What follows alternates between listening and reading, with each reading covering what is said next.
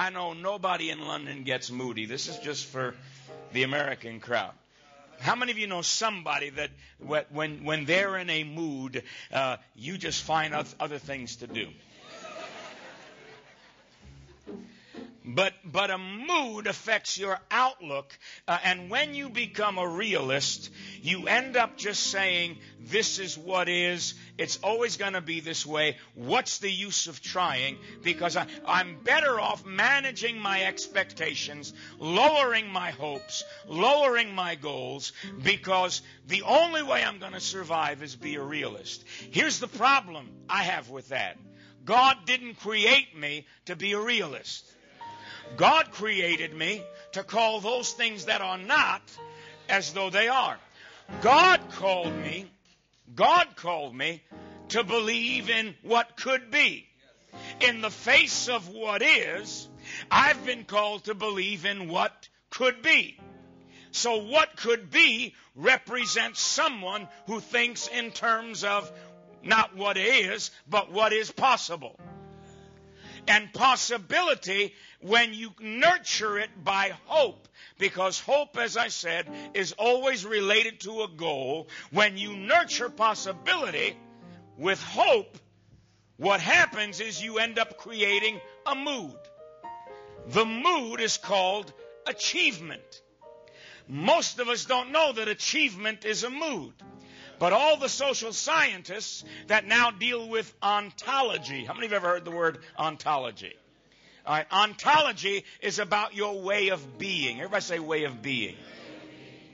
Your way of being has to do with the way you think, the way you interpret reality, and the way you speak and define reality, and the way you act. So your way of being has to do with a set of interpretations you have created based on your interaction with life and events and phenomena, and the way you talk about them, and then the way you walk it out.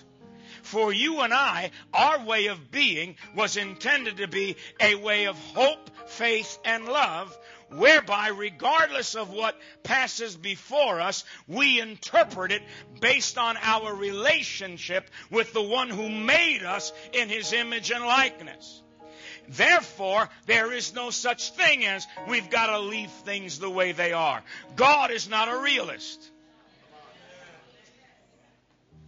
God lives between impossibility and a sure thing. I want to suggest to you the gap between where you are and where you desire to be cannot be filled with realism. It needs to be filled with possibility. Because the gap is the distance between what looks impossible and a sure thing. But with God, all things are possible. And I can do all. Everybody say, with God, what? All things are. I can do through. With God are possible. I can do through Christ. With God are possible. I can do. Therefore, in between my current reality and my desired reality, even if somebody cut my tree down, even if they leveled it to the ground, they should have done a better job because they left the roots.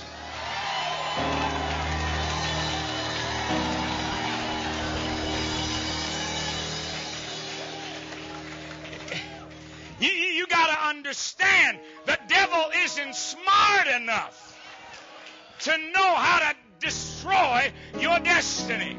He comes to steal, kill, and destroy. But God the Son says, look, there is a tree, but no matter how high it grows, the only reason it can grow that high is because below the surface, what you can't see is that the roots are longer and deeper than what you see up here.